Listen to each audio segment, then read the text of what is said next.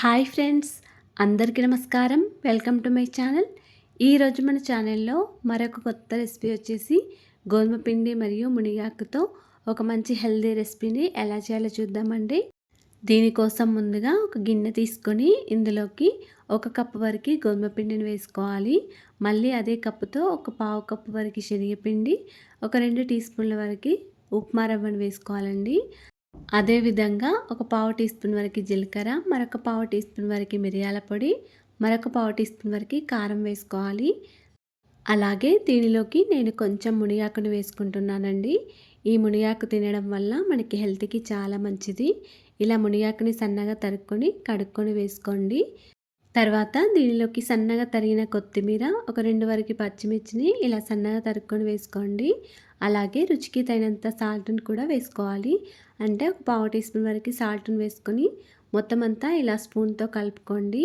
ఇలా స్పూన్తో కలిపేటప్పుడు ఉల్లిపాయలు వేయడం మర్చిపోయాను. ఒక సగం వరకు ఉల్లిపాయను తీసుకొని ఇలా చిన్న ముక్కలుగా కట్ చేసుకొని వేసుకోండి. ఇప్పుడు ఇలా ఉల్లిపాయలు వేసిన తర్వాత మొత్తం అంతా స్పూన్తో బాగా కలుపుకోవాలి. ఇప్పుడు దీనిలోకి కొన్ని వాటర్ వేసుకుంటూ మనం మొత్తం అంతా బాగా కలుపుకోవాలండి. మనకి దోసపిండి అయితే ఏ విధంగా ఉంటుందో ఆ విధంగా పిండి ఉండేటట్టు కలుపుకోవాలండి. పిండి మరీ గట్టిగా కాకుండా మరీ పలుచగా కాకుండా చూసుకోవాలి. ఇలా కలుపుకున్న పిండిని ఒక 10 నిమిషాల వరకు మూత పెట్టుకొని ఉంచుకోండి. పిండి అనేది మనకి చక్కగా నానిపోతుంది.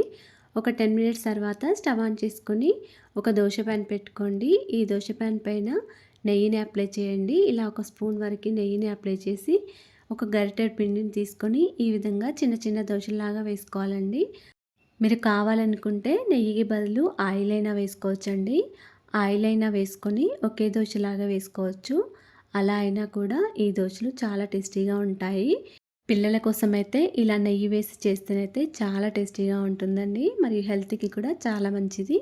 ఇలా చిన్న చిన్న దోశలు వేసిన తర్వాత దీనిపైన మూత పెట్టుకొని ఒక 1 మినిట్ వరకు ఇలాగే ఉంచుకోండి. 1 మినిట్ తర్వాత ఒక సైడ్కి కాల్చిన తర్వాత మళ్ళీ ఇంకో సైడ్కి ఇలా టర్న్ చేసుకోండి. అన్ని దోశలను కూడా ఈ విధంగానే టర్న్ చేసుకోవాలి. ఇప్పుడు మళ్ళీ మూత పెట్టుకొని ఒక 2 మినిట్స్ వరకు ఇలాగే ఉంచుకోండి. 2 మినిట్స్ తర్వాత మళ్ళీ మూత తీసేసి ఇంకో సైడ్కి కాలినవో లేవో చూసుకోవాలండి. ఇలా కాలితే సరిపోతుందండి. ఇలా కాలిన తర్వాత వీటన్నిటిని కూడా ఒక ప్లేట్లోకి తీసుకోండి. అంతేనండి, మిగతా దోశల్ని కూడా ఈ విధంగానే వేసుకోవాలి. మీరు కావాలనుకుంటే మొత్తం ఒకే దోశలాగైనా వేసుకోవచ్చు. ఏదైనా హెల్తీగా తినాలి అనుకుంటే ఇలా గోధుమ పిండి మరియు మునిగాకుతో ఇలా చేసి చూడండి. చాలా చాలా రుచిగా ఉంటాయి. ఇందులోకి మనం నెయ్యి వేసాం కాబట్టి చాలా టేస్టీగా ఉన్నాయండి. ఇలా మీరు కూడా ఒక్కసారి ట్రై చేసి చూడండి.